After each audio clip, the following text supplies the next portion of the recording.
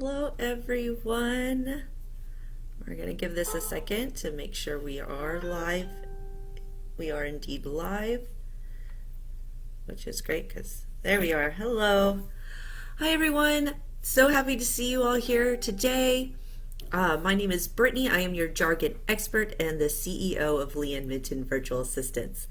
And today we have a very packed live video. I have a lot of information I want to be going over with you, and this is this is kind of a presentation I've given a little bit before. I did it in a group for someone, but I wanted to go ahead and do it again for all of you because it was just super powerful with lots of information. And SOPs is a very hot topic right now, so I'm kind of jumping on the bandwagon with it, but I'm jumping on because I found it to be very important within my own business. And at first, when I heard SOPs, which for those of you who may not know is standard operating procedures, and how you need to have all these steps written out because when you hire someone, you need to be able to hand it over, right? Well, for me, I thought that was just absolutely ridiculous. That's something extra that I have to do. I have too many other things to do. I have kids to take care of, a husband. I'm running my business. I have clients, and plus I have all my own content that I have to write. I mean, I write nearly 100,000 words a week. So I am very, very busy. Why do I need to write more stuff, right? Why do I need to write out all of these steps that I take in my business for all these things? Well, then I started putting together a program about content creation, about copy, and I realized, oh, that's why. So I'm going to be going over that, like a little bit what I realized today with all of you. We're going to be talking about standard operating procedures for content writing and how you can start getting those set up within your business today, actually.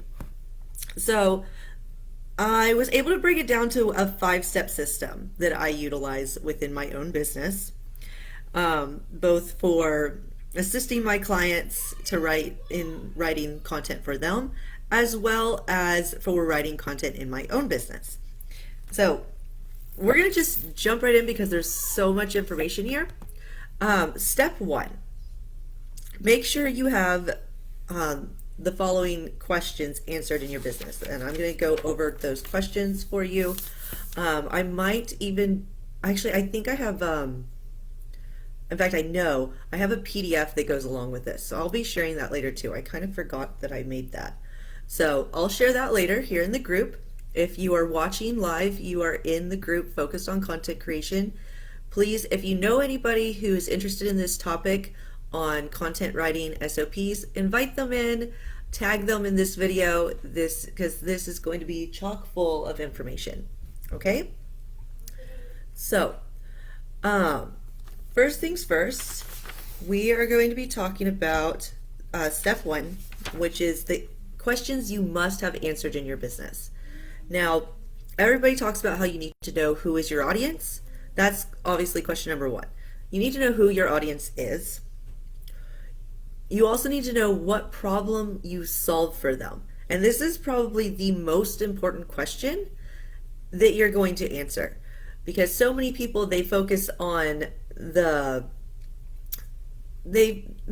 focus on the basic problem. I want you to dig deep into the actual problem that you solve, not just the quick pitch of the problem that you solve. I want you to break it down. I want you to write down every single aspect of the problem that you solve and how you solve that problem. Because the next question that you need to answer is, how is that problem relevant to your niche? So whether you're working specifically with moms, whether you're working with business owners, whether you're working with real estate agents, whoever the person is that you're helping, whatever area of expertise that you fall under, whether it's health, life, business, I want you to think about how the problem that you solve is relevant to your niche, because it may be that the problem you solve is relevant to multiple different niche types.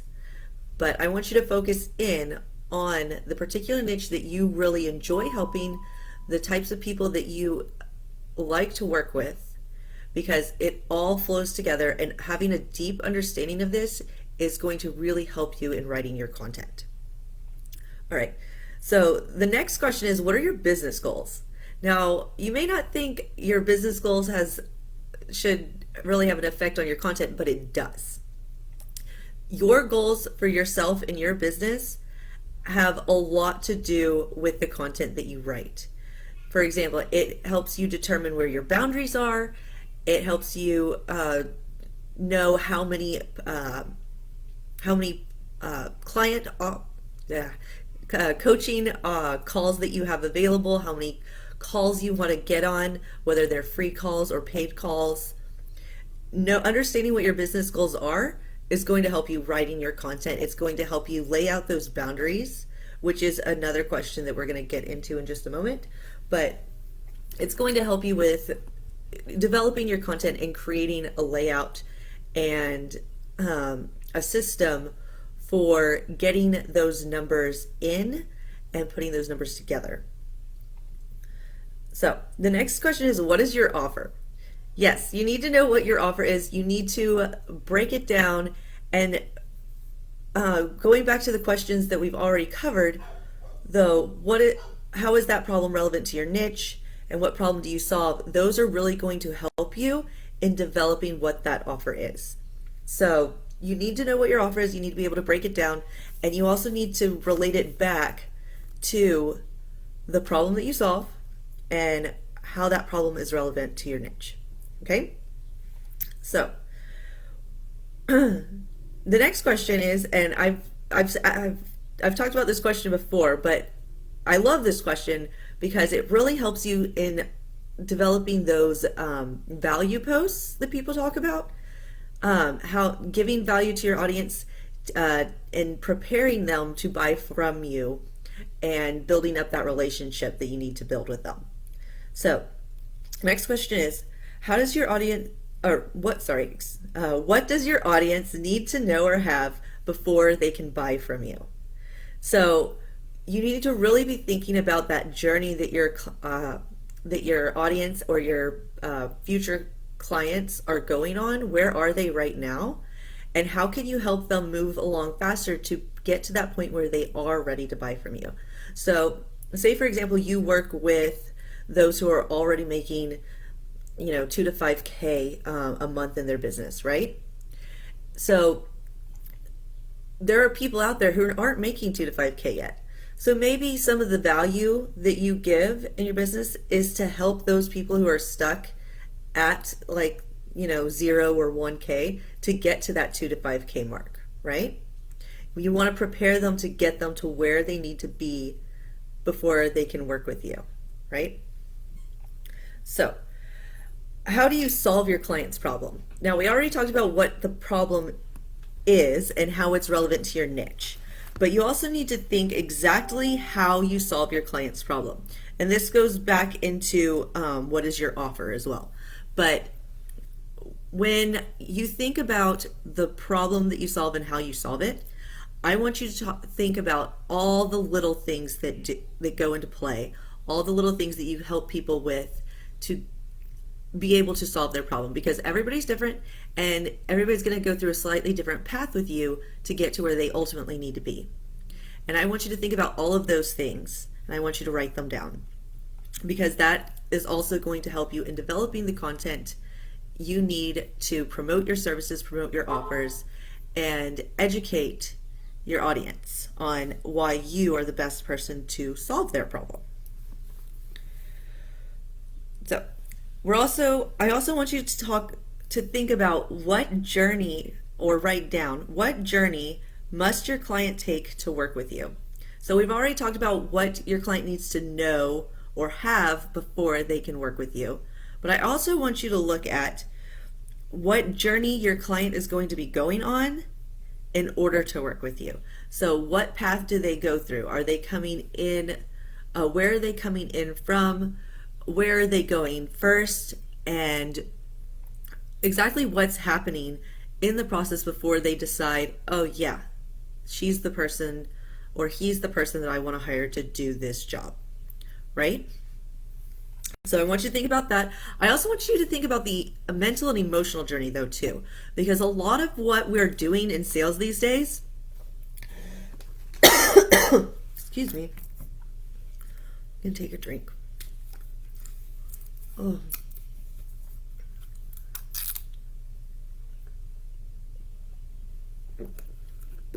Okay, so a lot of what we're doing in sales these days, it's not so much about the physical anymore, it's about the mental and the emotional, and how this service or how this product is going to help us mentally and emotionally. We already know how it helps us physically, or if it doesn't really help us physically, but we all understand what things are, what they do, that are going to help us on a physical standpoint.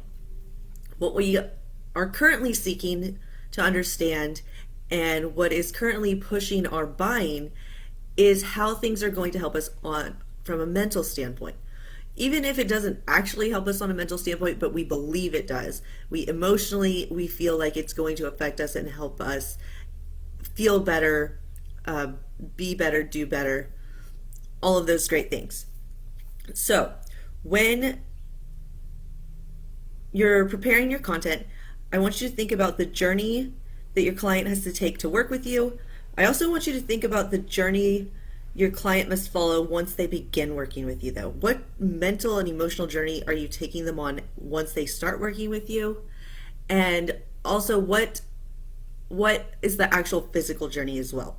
Because it's just as important to understand what system you're utilizing when creating your content, because that will determine your format.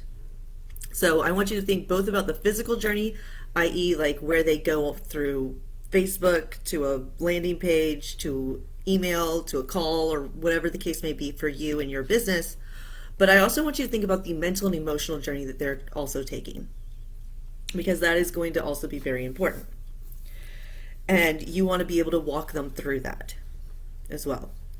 And so having an understanding of that is going to help you in writing and developing your content.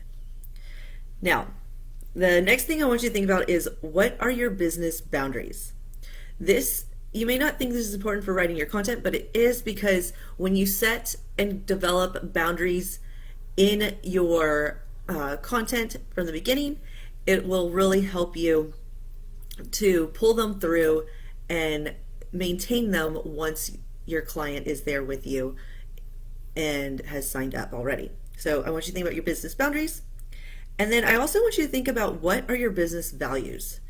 So we all want to know what the values of the people are that we've been working with or that we're thinking about working with. So I want you to think about what those are for you. What are your boundaries? What are your values? And I want you to think about how you can express those in your content and to your audience. So those are I think there was like 10 questions there. I'm going to have a PDF that I'm going to share later in the group. I'll attach it to the unit section. I think we're on unit 3 right now. And it'll be connected with this video as well. In fact, no, I can't attach it to the video directly. So I'll share it later in the group, and I'll also put it in the unit section. So the unit section is full of awesome material, guys. I have a bunch of worksheets that are in there. They're also available in our member vault. Our member vault also has like other previous video lessons and things like that I've done. And I'll be adding more throughout the year based on these lives. These lives will come down like every quarter, and they'll go in there. So if you're catching this on replay, hashtag replay, if you're catching this live, let me know who you are and where you're from. I do see that it looks like we have a couple of people who are popped in, and I've seen like a few others pop in and then pop out. So if you're watching, let me know. I'd love to know who's watching me. Okay, so that's step 1. Step 1 is making sure that you have your business questions answered, because by having those business questions answered, you're able to develop all of your copy from converting people into your group to converting them into calls and sales. So answer those questions. I will be posting a PDF that includes them later. And we're going to move on to step 2 and step 3. And then there's a total of 5 steps. Okay, so step 2. Step 2 is building your sexy, sizzle, luxurious branding word list. So I've talked about word lists before. The reason I've talked about them so much is because they are important. It's important to know what words connect with your audience. They don't call me the jargon expert for nothing. Understanding and knowing.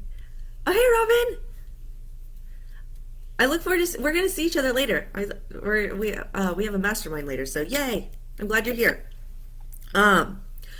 So building your sexy, sizzle, luxurious branding word list. Now, as the jargon expert, I love words. Words are important. They're amazing, and knowing what words connect with your audience is even more important. So the words that are going to connect with your audience are going to be the ones that make them go ooh, right? And a lot of times we have words that we regularly use, but they don't have that ooh factor, right? So a great way to find new words that give that ooh factor that you want is to Google similes, antonyms, and check out the origin and the definition of the words. I've talked about this before, and a really fascinating thing about the words is that a lot of times you'll find when you look at the origin history that the breakdown of either the Latin or the French or the Greek that the word derives from, or sometimes it's from another language, because English is kind of a hodgepodge of languages. We've taken words from multiple cultures and embedded them within our own. Part of why I love English so much is because we have done that. But when you go back and you look at the history where the word came from, how it was used, you can often find new words that are common that people actually do recognize and understand, and utilize them in your marketing, and completely and you can kind of start a new trend almost, but also you stand out because you're utilizing words in a more unique way and in a way where you actually understand what the words mean. When you have a deep understanding of the words that you're utilizing, you're able to utilize them with much more confidence, and you're able to express yourself in a much wider light because you can reach a wider audience when you do that. We are on the internet. We are speaking to people who are global. A lot of the people we're speaking with speak multiple languages, or English isn't always their first language. So I want you to keep that in mind, especially if you're wanting to build a business that is at a global scale. I work with people all over the world. So I have people that I work with who are over in India. I have people in Australia, South Africa. I've worked with people globally, and I love it. It's amazing. And part of my ability to do that is because I understand the way we communicate globally. And when you understand the true definitions of words and you're able to create that sizzling, sexy, luxurious brand message by having an understanding of what the words are that you're utilizing, it can help you go so much further. All right, so step 3, create a list of overused or negative words to avoid with your audience. So while it's important to understand which words really are going to really inspire your audience, it's also important to understand which words are going to be like, no. So I find it really important to create both lists, and you may find sometimes that certain words move from your super sexy luxurious list to your no list, and sometimes words will change meaning or connotation, or they'll gain popularity and they will move from your no list to your luxury list. It doesn't happen so much that way as often, where they go from no to luxury, but it does happen a lot where certain luxury words may lose popularity simply because they get overused. So be aware of that, and that's also why it's important to keep both lists. All right, so that's step 1, 2, and 3. Step 1 was answering those 10 questions. I will be sharing the PDF later with you guys. And step 2 and 3 are creating your word lists. Now, step 4 is about brainstorming or utilizing a prompt calendar. Now, I know a lot of people are like, prompt calendars, I don't like them. Now, I'm not talking about the ones that tell you, post a motivational quote or post a question. That's not what I'm talking about here. I'm talking about a customized prompt calendar for yourself that helps you get your mind moving and thinking and creating in order to create regular, consistent content in your business that converts. So, for example, it's important to do engagement questions, market research questions. That's great, but you want to make sure that those engagement questions and market research questions you are developing are relevant to your business and your niche. So while you'll often see prompt calendars where they provide you with the question, that's not what you want. You want a prompt calendar that's going to make you think about the content that you should be creating for your business on a consistent basis that helps you plan the type of content that you want to develop. So you want a prompt calendar that tells you to create things like a call to action for your email list, or solve your problem call promotion. So what type of problem can you help people solve via call? And you create a post talking about that. You don't just say, oh, I have this many calls. That's not what the prompt calendar is for. It's to help start getting your brain thinking about the types of content that you need to be developing and showcasing on a daily basis. So like an informative post. You want a quick fix solution post, basically, is what you want to be developing. So, and selling posts. So you want the prompt calendar to tell you, okay, you need to create a sales post for this date. That's what I mean by prompt calendar. So basically what I'm telling you is you need to have a system for your social media. That's basically what step 4 is. Make sure that you have a system set up for your social media and a calendar that's going to make it appear like the content that you're creating is a little bit more nuanced. It's not 100% planned. Oh, you do this every single Tuesday and every single Thursday, and then you do these things every single Wednesday and Friday.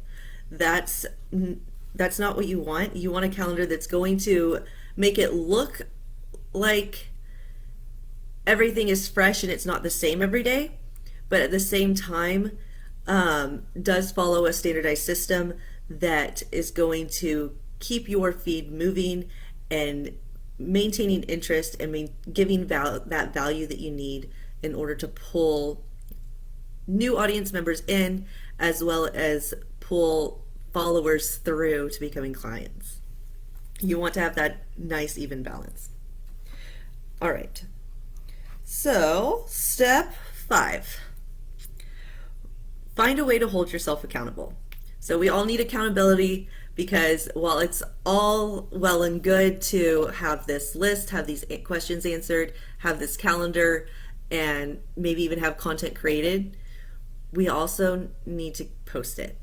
So having accountability where you actually have standardized time where you sit down, you create your content every week or every month, or if you're that type of person you really do want to just do it every day, you have a set time every day where you sit down and you write it and you post it and you schedule it and you do all of that fun stuff. How you're going to do it is up to you. We're all different. Some of us don't mind just creating a quick post every day, and we have a set time that we do it and it goes up. And others of us, we don't want to take that 10-15 minutes every day to come up with something off the top of our head. We want to actually plan it out. We want to have real clarity and thought put into it. So if that's you, then set aside a time like once a week or once a month where you go through your calendar and you create your content. I say I really prefer doing it like once a week to every other week for my content, because it gives me the ability to like think about the different interactions I'm having with other people and how I can utilize that within my own content. Because you want to be basing your content off some of the interactions that you're having, the communications, that whether it's in the DMs or it's in groups, or it's in like networking events like the mastermind I'm going to be doing with Robin later today. Guarantee you I'm probably going to walk away with some amazing nuggets from that. I know I did last time. I even have some of them still written up on my wall that I took away from that. So you need to be networking, and that information that you're obtaining, because it's market research, it needs to be going and flowing into your content. So schedule a time, hold yourself accountable, whatever you need to do, whether you need to reward yourself with something at the end of it. Oh, it's done. Okay, I can go binge watch my favorite Netflix show because I got my content written, right? So find a way to hold yourself accountable. Find a buddy, hire a consultant like me, because I have no problem holding you accountable. I often need accountability for myself for certain things. So I definitely understand accountability and needing that. All right. So I kind of wanted to end with a few notes here, just about writing in general. So writing takes time, and it also takes lots of practice. So if you feel like your content isn't good enough, understand it's going to get better with time. If you follow these steps that I've given you, especially that first step where you're answering all of those questions for yourself and your business, it's really going to help you flesh out some of those nuanced pieces of content that a lot of people struggle with writing. So if you really struggle with writing the sales copy, or you really struggle with writing like the value add stuff, reach out to me if you have questions, but also look at those 10 questions that I'm going to be sharing in the group later, or go back and rewatch the beginning of this video and really think about those questions and how they apply to your business and your audience, and how you can answer those questions in your copy. Because it takes practice, it takes time, but it's okay. You're good enough, and the moment you start writing is the moment you become a writer.